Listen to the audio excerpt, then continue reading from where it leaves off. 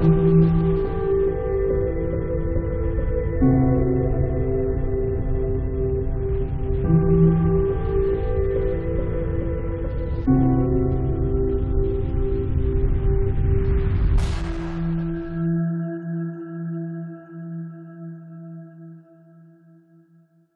les amis, nous sommes le vendredi 18 septembre 2020. Je ne peux plus diffuser sur YouTube pour le moment, je ne peux même pas mettre un texte dans la communauté, je peux juste rajouter quelques commentaires à droite à gauche, c'est tout ce que je peux faire.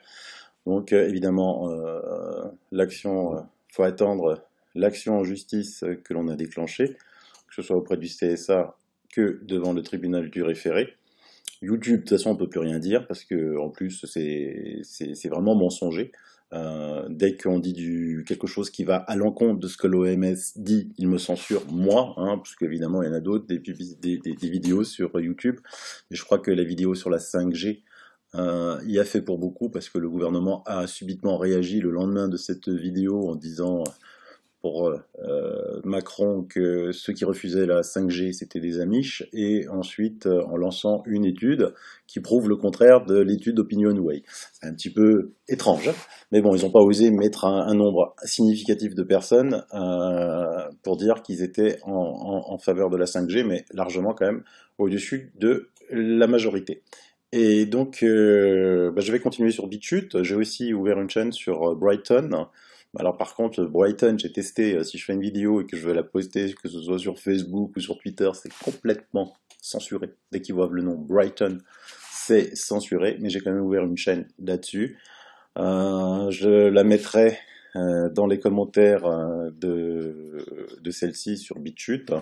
Comme ça, il y a deux chaînes où je suis sûr, sur Brighton, de ne pas être censuré. Ça, c'est une certitude. Et donc, on ne me fera pas taire comme ça. Je dérange, j'en suis conscient, vu que mes vidéos sont reprises à droite à gauche sur YouTube, elles ne sont pas censurées, c'est quand même quelque chose de fantastique, mais quand c'est moi qui le fais, on me censure. Donc là, ils ont trouvé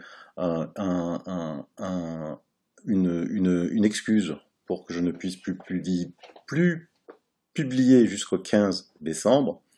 Mais c'est pas grave, je publierai sur BitChute. Rejoignez-moi sur BitChute, rejoignez-moi sur Brighton. Sur Brighton, j'ai besoin de 1000 abonnés rapidement parce que sinon j'ai droit que à 50 vidéos. Au-delà de 1000 abonnés, ils m'en rajoutent. Et la lutte continue. Et puis je demanderai à tous les lanceurs d'alerte, mes amis, de signaler mes nouvelles émissions sur Brighton, mes nouvelles émissions sur BitChute, afin que les abonnés puissent me rejoindre. Un petit coup de main de votre part est le bienvenu. Et on va recevoir tout de suite Séverine Mana et Rémi Philippot pour le point sur les masques avec une bonne nouvelle. On va attaquer des villes ou des départements en plus. Et on va faire un petit point avec Séverine Mana et Rémi Philippot concernant l'action que je vous avais présentée, Agir ensemble sur respirer librement, parce qu'avec ces masques on ne peut plus respirer librement, et surtout les pauvres gosses à l'école. Et que dire de la saison des rhumes qui va arriver, où ils vont fermer toutes les écoles bientôt à cause d'un rhume. Et donc, on fait le point avec eux. Bonjour Séverine, bonjour Rémi. Bonjour Silvano. Qu'est-ce que tu as fait cette première action? Alors, donc, pour vous informer qu'effectivement, on a déposé le premier recours donc, sur les lieux clos. Ce premier recours, parce qu'il y a eu beaucoup de questions qui nous sont parvenues en fait de parents très très inquiets. Alors on voulait préciser qu'effectivement dans le recours il y a une partie qui concerne spécifiquement les enfants. On a développé en fait plusieurs arguments, alors des arguments très techniques sur des questions d'incompétence de l'autorité qui a pris l'arrêté. On a effectivement développé des moyens d'incompétence du Premier ministre liés un petit peu aux spécificités des textes et au chevauchement entre l'urgence sanitaire et la fin de l'urgence sanitaire. C'est un petit peu technique, mais ça fait partie des moyens à développer devant le Conseil d'État. On a également développé des vices de procédure.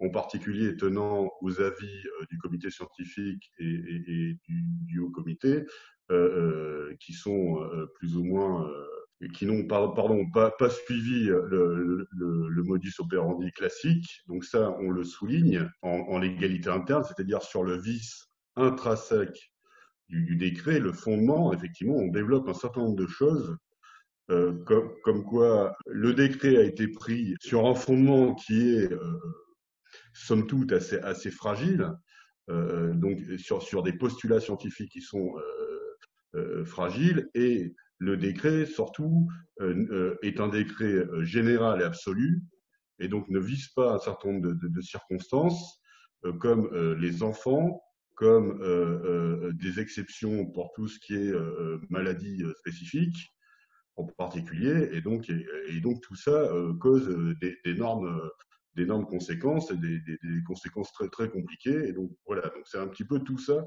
qu'on a développé s'agissant du masque en lieu clos, hein, sachant qu'effectivement la partie masque en extérieur fait l'objet d'un développement spécifique. On a développé en fait un premier point qui concerne les critères de déclenchement du port du masque.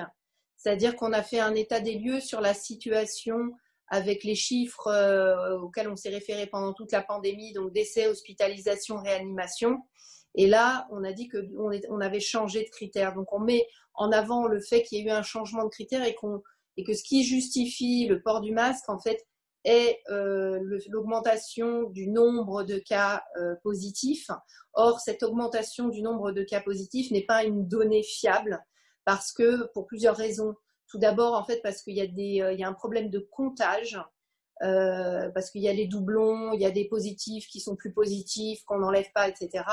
Et puis surtout, en fait, il y a un phénomène de test, de généralisation du test, qui fait qu'un des critères auxquels on se réfère, qui est le taux de prévalence, dépend totalement directement, en fait, du nombre de tests qui sont pratiqués.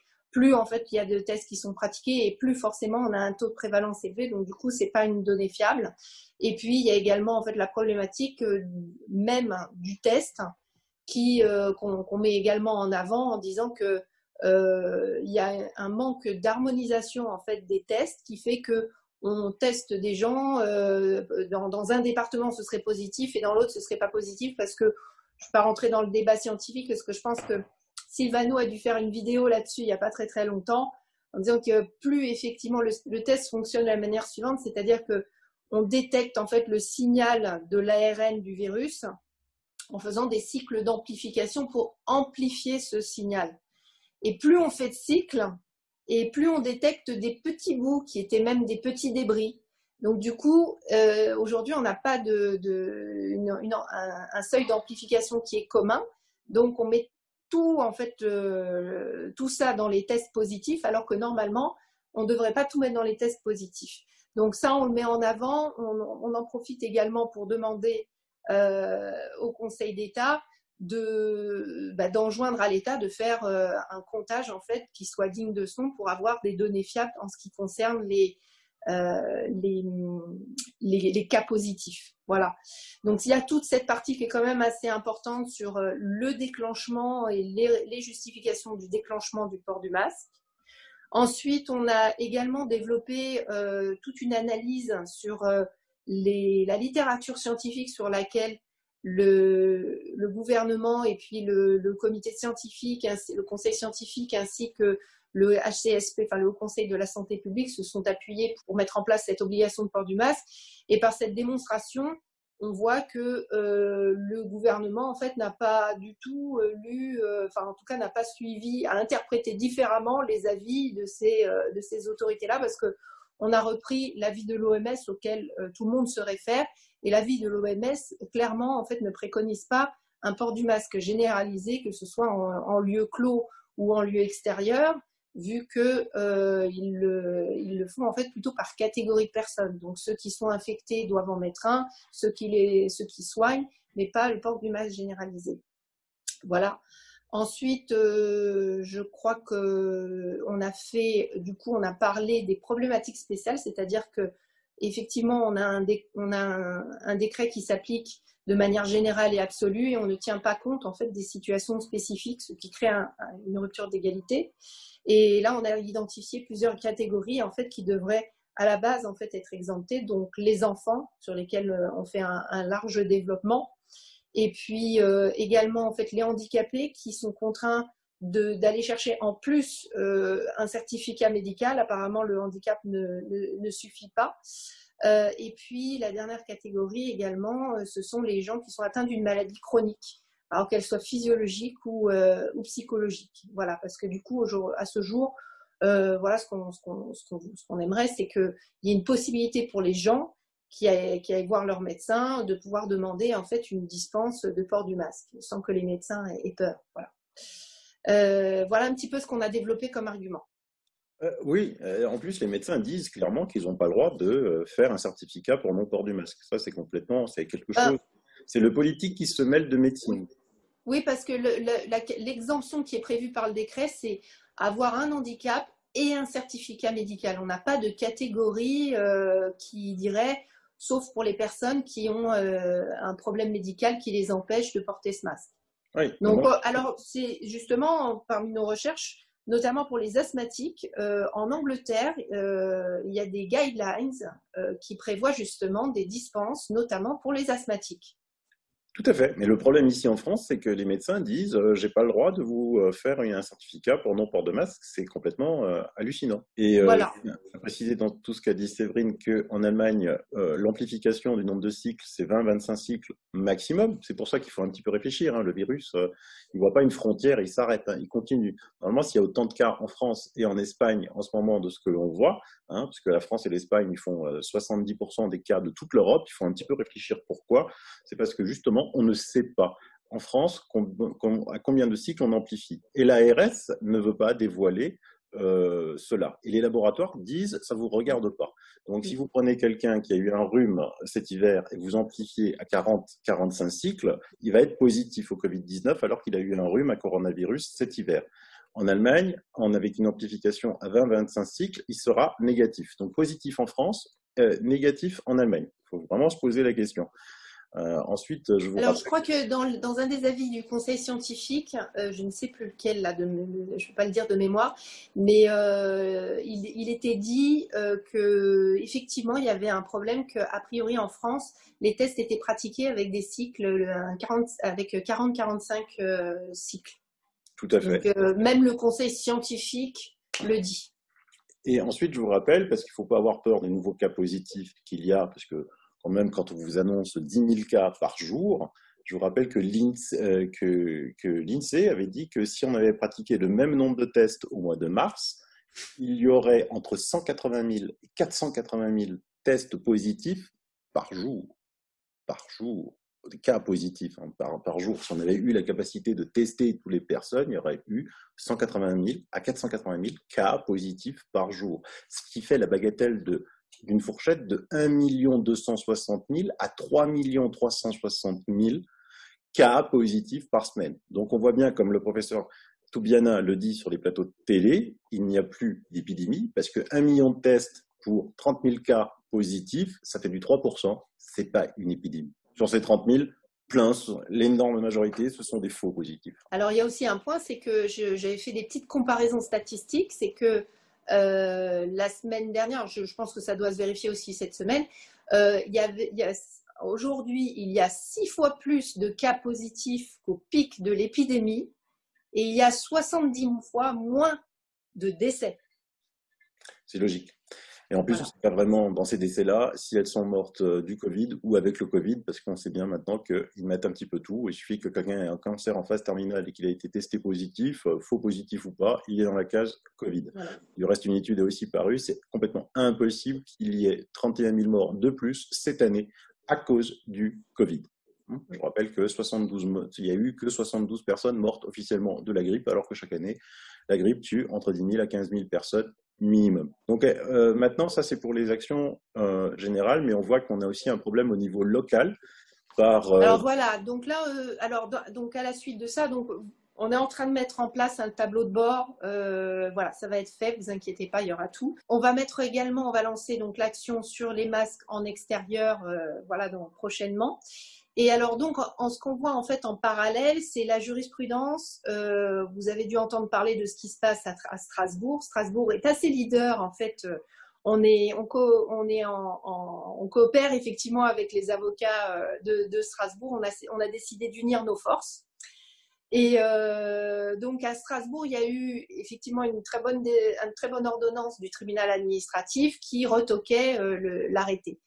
Et depuis ça, donc cette ordonnance était assez précise parce qu'elle disait oui, il va falloir déterminer les quartiers, les horaires, etc. Et pour les moments en fait où il n'est pas possible de garder la distanciation sociale. Et le préfet a repris un arrêté et comme s'il n'avait rien lu. Voilà. Donc cet arrêté va être encore attaqué. Ce qu'il faut voir en fait dans cette jurisprudence, c'est que les tribunaux administratifs font leur travail de protecteur des libertés. C'est un pied dans la porte, comme on dit. Et du coup, l'idée aujourd'hui, quand on a ça, en fait, il faut agir massivement. Donc l'idée, ce serait d'attaquer en fait un maximum d'arrêtés possibles. Et pour cela, alors aujourd'hui, donc, parce qu'on nous pose aussi beaucoup la question de savoir combien on est. Donc aujourd'hui, en fait, on a atteint un nombre qui nous permet en fait de faire toutes les procédures nationales, donc au niveau, qu'on avait prévues. Et puis, il nous permet de faire en fait d'attaquer 5 arrêtés. Donc 5 arrêtés, c'est 5 villes ou 5 départements selon qu'il s'agisse en fait d'arrêtés municipaux ou d'arrêts préfectoraux. Mais je pense qu'il serait bon qu'on se remotive tous un petit peu pour être plus nombreux pour pouvoir attaquer beaucoup plus d'arrêtés. C'est une excellente nouvelle. Donc, on va attaquer 5 arrêtés, soit départementaux, faits par des préfets qui imposent le port du masque. Libre à vous, abonnés, vous nous dites où c'est que ça chauffe, dans quelle ville, dans quel département. Vous nous dites, vous nous remontez l'info. Et, alors, sachant qu'il y a Strasbourg, le 94 et le 92 en fait qui sont déjà gérés, ainsi que Reims. Donc, comme vous voulez pour toutes les autres villes. Voilà. Bon, je pense qu'on aura tous évidemment Paris sera un des symboles. Donc, tu veux dire que les 3 là sont déjà gérés par d'autres cabinets? Oui, oui. Avec les avocats qui s'occupent de Strasbourg. On s'est un petit peu mis d'accord on s'aide mutuellement, hein, rassurez-vous. Donc, on se portera certainement soutien pour Strasbourg pour faire un effet de masse.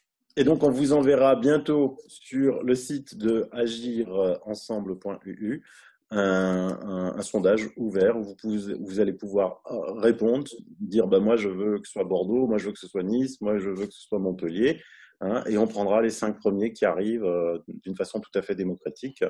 Et si vous continuez à adhérer à l'action de agirensemble.eu, évidemment, comme c'était indiqué, chaque 800 en plus, on attaque une ville, c'est ça? Voilà. Oui, c'est ça. Donc, allez-y, lâchez-vous. Comme le dit Séverine, plus on attaque, plus on fait parler de nous et plus on va rendre cette idée d'imposer un masque complètement ridicule.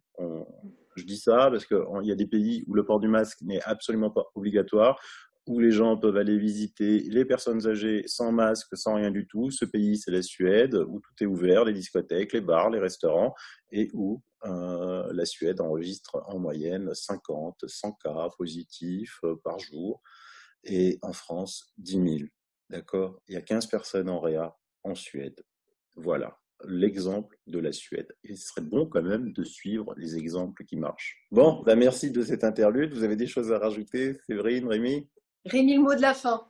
Oui, le mot de la fin, c'est qu'effectivement, on continue le travail et donc on vous attend pour le côté local pour arbitrer sur 5 actions qu'on mettra en place immédiatement. Super. Séverine, Rémi, merci. Bon boulot. À bientôt. Merci à toi, Sylvano. Au revoir, merci, au revoir. Allez, bye bye.